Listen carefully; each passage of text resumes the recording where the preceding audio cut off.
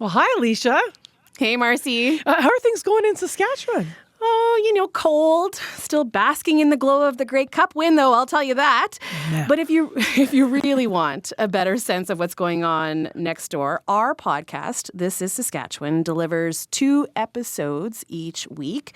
How's 2026 shaping up so far in Manitoba? Well, you heard me say meh because we are not basking in the glow of the Bomber season. Kind of maybe glad it's over. The Jets also meh. So why don't we talk about something else? In Manitoba, politically, the Premier's actually got some lofty goals that might affect people here a lot. So in our podcast, This is Manitoba, we've been looking at his goal to fix healthcare problems across the country, also to bring grocery prices down and transform the province from have-not to a have province with a new resource development, which is something in Saskatchewan you guys already have. You're considered a have place. So we've been in lots of those stories and more in our podcast, which, again, you can follow wherever you get your podcasts. We'd love it if you'd follow us. Done. I've got to say, it is refreshing to catch up on stories affecting one of our closest neighbors. I want to make a pitch, though, for folks to give us a little follow, too. Done. We talk about politics on our podcast a lot as well. Let's just say canola tariffs come up a fair bit. We've also talked about how immigration cuts could force one Lloydminster restaurant to close. We've looked at the impact the self-proclaimed Queen of Canada and her cult followers have had on this small little community in Saskatchewan called Richmond. And we seem to have these incredibly long wait lists for swimming lessons in both Regina and Saskatoon. So we looked at why that is. It's an interesting province with a lot of stories. I don't know what it is about swimming. I saw that part of your episode. Your province, though, and ours have a ton in common, and I think we should do this more often. Like prairie skies. Cold winters. Yes, buggy summers. I'm Alicia Gravinsky, and this is Saskatchewan. And I'm Marcy Marcusa with our special episode of This is Manitoba. 2 podcasts in provinces that, as I said, share more than just a border. To the rest of the country, I think Saskatchewan and Manitoba might seem pretty similar. But I'll tell you what, if you have lived in either place, as Alicia and I do, you also know there are many differences. So today, in a special co-production episode, we're drilling down into how complicated life can get for people in one of the border communities between our 2 provinces. That border community is Flin Flon. Roughly 5,000 people call that northern city home in Manitoba. Now, it's mostly geographically here in Manitoba, but it actually spans both sides of our inter-provincial Prairie border. There's about 200 households that are technically in Saskatchewan. So what is it like to live in 2 provinces at once? We are going to bring you stories on both sides of our inter-prairie province border today. First of all, let's start here in Manitoba. CBC Manitoba was in Flin Flon to find out, which, Alicia, if you've never been, I have to say is a very cool place. Have you ever been there? No, I haven't. Yeah, it's really cool. It's you may not imagine Manitoba as having a really rocky exterior and being hilly at all, but this is one of those cool spots in the north. I was there in November. We were there for a special project we call Communities in Focus. So we did a live morning show there. We had coverage concentrated on the area, and we had teams all over Manitoba with the project.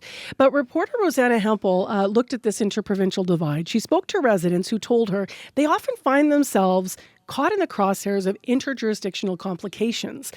Rosanna was speaking to us during our live broadcast from a local cafe. It's called the Orange Toad. It's a really cool, bustling place as well. So you're going to hear some background noise throughout our conversation. But she met 2 Saskatchewan side Flin Floners, Guy Rideout and Mark Tetoff.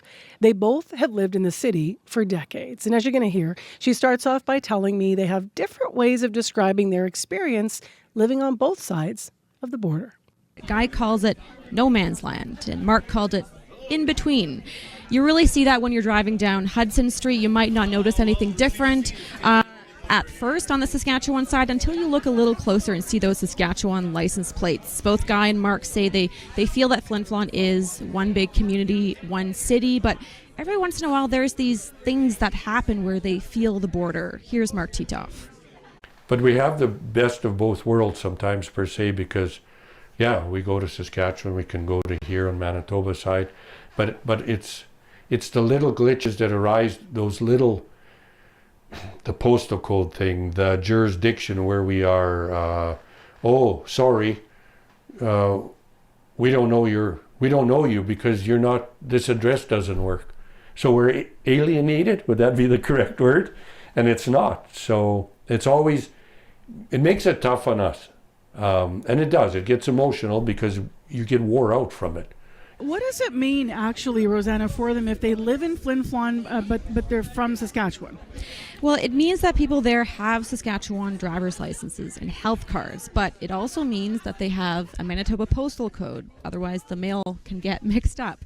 They get cheaper electricity through Manitoba Hydro, and they pay their municipal taxes to the city of Flin Flon, so that makes sure that their roads get plowed, that kind of thing. And this is where the glitches come in. Not everyone out there knows that there is a Flin Flon, Saskatchewan, and it does cause some issues every once in a while. Mark gave me an example where his wife was denied financing for a new car in Saskatoon because their Saskatchewan licenses and Manitoba postal code didn't match. I would think by now, we're all electronic, we're all supposed to be whatever, but they give you questions. They question us, how you have a health card and a driver's license, but you're Manitoba. No, we're not Manitoba residents, we're Manitoba mailing. And then they ask too many more questions. It's just so interesting, right? All these little things. What other glitches have there been? Yeah, I want to mention a couple recent ones. Education property taxes and the evacuation benefit. So for education, we'll remember that the NDP government got rid of that Tory rebate for homeowners, and they replaced that max $1,500 credit called the Homeowners Affordability Tax Credit. And Flin Floners on the Sask side used to get that old rebate. So used to. What about now? So this year they didn't get the new $1,500 credit, and the city argues that Flin Floners on the Sask side should get it because they paid their municipal taxes to Flin Flon and pay their school division taxes in Manitoba. The Manitoba government tells us, though, that this new credit falls under different legislation, the Income Tax Act, which is based on residency. And because folks there pay their income taxes to Saskatchewan, they aren't eligible for the credit. So that issue is still being ironed out. So much to think about. What about during the big story in this area this summer? What happened to these Flin Floners on the Sask side during the wildfires? Yeah, that was one of the biggest challenges. That was the evacuation benefit. So when the city issued their mandatory evacuation notice on May 28th, it did apply to everyone in Flin Flon. Guy Rideout said it was hard to get help from either province because at first neither side would take responsibility for them. They'd hear from Saskatchewan something like, "You're from Flin Flon, Manitoba." Then they'd hear from the Canadian Red Cross in Manitoba something like, "You're from Saskatchewan." I met people in Nepal when we were evacuated that were from this area. Some got it, some didn't. It was a gong show. It was very, very annoying, and it was about a week before we got home I finally got some assistance. So what about Guy and Mark? I mean, has it ever become so complicated? I mean, as you said, you know, when everything is sort of like the license plate doesn't match the driver's license and you have to wait for your benefits for wildfire and explain where you live. Does it ever get so frustrating in Flin Flon, Saskatchewan that they maybe want to leave and relocate? I put that question to them, and no, they love it here. And they told me that the hardest part was really in the beginning when they had to learn all of those differences. And besides, Mark says he doesn't want to give in. I wouldn't move. This is my home. We enjoy it. I've asked my children if we'd move, where would we move? If I'd go to the farm, if I'd buy an acreage, and no, they don't want to. This is they grew up here. They're friends. They love it. We're outdoors people, and that's. It's a close-knit community. His backyard actually overlooks, it's a beautiful view of both Flin Flon, Manitoba and Flin Flon, Saskatchewan. And he told me he just hopes everyone out there recognizes that there's two of them. So some pretty interesting stories shared there up in Flin Flon. But driver's licenses and hydro bills aside, as the mayor of Flin Flon was mentioning to Rosanna, there's more serious complications for residents of border towns. George Fontaine says that your province, Leisha, and mine have very different approaches to things, which became a problem during the 2025 wildfire season when those different approaches got in the way of a coordinated emergency response. And the bureaucracy around which jurisdiction you fall under also creates issues for things like healthcare. And I know that now it's time for us to look at a report that you have on that front. Yeah, healthcare is a concern for people who live on either side of the border. I take you to a community in our province called Creighton, Saskatchewan. It's only an 8-minute drive away from Flin Flon. It's a town of 1,200 people. There's no hospital, so people have to make a choice. There's two choices. The closest Saskatchewan hospital is in Nipawin, which is about 350 kilometers south. Or they could walk across the border to Flin Flon, Manitoba. That's how close it is. So most people go to Flin Flon. When we were in Flin Flon, I could go like this and see Creighton. I think we actually drove in. How do they describe that experience, though, walking across for their healthcare? Well, it depends, right? So Frances Geringer is a 78-year-old Creighton resident, and she often went to Flin Flon for care. She had open heart surgery in 2011 and was put on a regular dose of blood thinners at that point. And that dosage is based on these weekly international normalized ratio tests, or INR for short. So Frances would go get these INR tests weekly to help her figure out what kind of medication she should be taking. And this was typically carried out at the Flin Flon General Hospital. Then that hospital would fax the information to her Saskatchewan doctor. You said fax, so does that take time? I mean, I'm guessing there's some kind of a lag if someone's got to fax that info. Yeah, so in Saskatchewan, people will be familiar with e-health. All test results are entered, and then people can access their accounts easily and really quite quickly before they get into their doctor. And in Manitoba, we are jealous, I know I'm interjecting, but of e-health, because we don't have it. No, there's no centralized system. So Frances knows that there's this faster way to get that information, that these results could show up on e-health, but they don't because it's two different systems, two different provinces that don't share information easily. So while Frances is waiting for these results, she suffers a stroke. Back in November, her daughter spoke with CBC's Peter Mills about how data sharing between provinces may have helped her mom. Well, my mom had open heart surgery a number of years ago, back in 2011.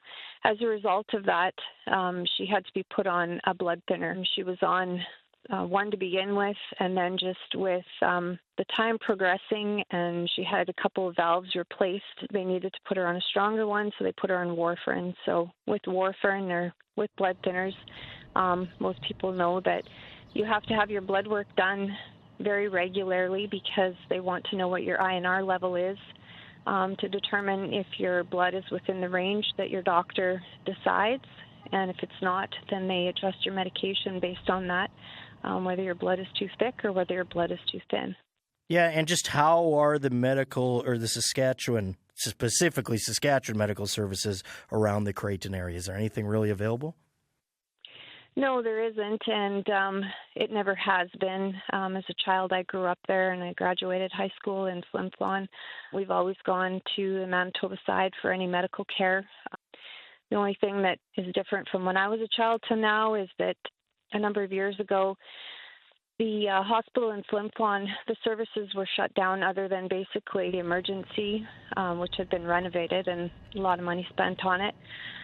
And then one floor in the hospital, and then another one that's for palliative care. So there hasn't been a change, never been a change. There has never been medical services in Saskatchewan, and so anyone that resided in that area, which it just doesn't encompass Creighton, it encompasses Denare Beach, that was also part of the fires this summer. You know, even some of the First Nations reserves that surround the area, everybody relied very heavily on the doctors and the medical services in Flin Flon. So, Kimberly, what happened between, that period of her last test to her having that stroke? What happened? Well, I think I just, before I head into the answer for that question, I just need to make sure that people are aware that, this is no fault of a doctor. This is no fault of a hospital. I clearly believe that it's the break in the medical system when it comes to the government and the sharing of important information. I also want to, let people know that this isn't about my mom anymore, because my mom is where she is, and it's already happened. This is about people moving forward, and our family's wish is that nothing like this is ever to happen again to another family, because it's not right. So in Saskatchewan, we're blessed to have e-health. And if we have our medical services provided in Saskatchewan, our information is uploaded to our e-health and we have quick access to it. Sadly, when you don't have service in Saskatchewan, like my mom and dad don't, they have to go to Flin Flon. So my mom would go to the lab at the Flin Flon hospital and have her blood work done. But because of the error or the break in the system, the problem that we have with border towns or just truly across Canada, because it doesn't matter if you live in a border town or if you're in an accident somewhere out in Alberta, the doctors out there can't access your health records either. So it's a break in the system, and so my mom got her blood work done, and the lab faxes the information to my mom's doctor in Saskatoon, and my mom is waiting until she gets a phone call to find out if her INR level is where it needs to be for any adjustments that need to be made. And sadly, when my mother had her blood work done on October 27th, she didn't get a call immediately, and 8 days later, she had a massive stroke. Well, Kimberly, again, we're very sorry, obviously, that you have all been dealing with this. Just what have you learned about that process, getting medical results from Manitoba into the Saskatchewan system? Well, I think, like I said, it's just something that our governments need to come to an agreement with. We live in Canada. We have free health care. So the sharing of important information, such as my mom's, should never be an issue. And I just feel like something has to be done and it needs to be looked at immediately. It's not just a Manitoba-Saskatchewan issue. It's a Canada-wide issue. And, if there's just one thing that we can do is to share our mom's story so that nobody else has to live through such trauma again. Yeah, what do you think would have helped? I mean, the fact that you said they have to send a fax when you already mentioned we now have an e-health system that can be immediate, right? Is that what you're hoping for, that other provinces can have that same immediate access to health records? Yes, absolutely. And, the fact that my mom does have e-health, why is it that the lab in Flin Flon, at no fault, but the lab in Flin Flon doesn't have the right to upload that information to my mom's health record, because then it becomes a waiting game, and doctors are busy. And, as I said earlier, it's at no fault of anybody. I believe it's a break in the system with the governments. And so, yeah, nobody should have to wait for their information, especially when it is life-saving. So, Kimberly, are you, obviously you're sharing this story with us, which we really appreciate. Have you reached out to the government or any other health officials about this? I have, yes, actually. I've been in touch with a representative from the government, from the Saskatchewan government. I reached out to the Manitoba government, and I have had no response. I had immediate response from the Saskatchewan government, and they called me and told me that I would be receiving a phone call from someone who would directly deal with it, and I haven't as of yet. Tomorrow, it will be 3 weeks since my mom had her stroke. So I would like to think that moving forward, as I said before, this isn't about my mom. This is about other families. And I would like to think that, we would hear back, our family would hear back in, some matter and find out what the plan is and how things are going to change, and so that nobody has to be faced with something like this. It took a lot of strength for Kimberly to speak out while her mother was so sick, but like you heard, she feels compelled to raise awareness, not just for the people who are caught on either side of the Manitoba or Saskatchewan border, but for really anyone living in a border community. She says they deserve the same level of care. And Marcy, I do have a sad update. I followed up with her daughter and learned that Frances had died in mid-December. But Kimberly says she's still advocating and is waiting for both the Saskatchewan and Manitoba government to address her concerns. Well, a sad update, but maybe sharing this on our CoPro podcast will get some attention on both sides of the border, since that's where her healthcare is.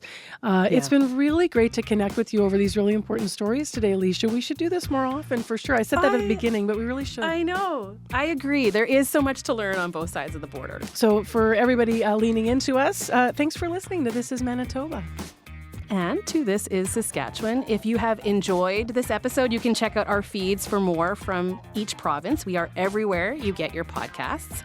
And we'll talk again soon. And I'm going to go put on a hoodie because the weather's cold's going to return. Marcy, I think you mean a bunny hug. I promise I'll call it that if I'm in Sask. Take care, Alicia. Bye-bye. Stay warm.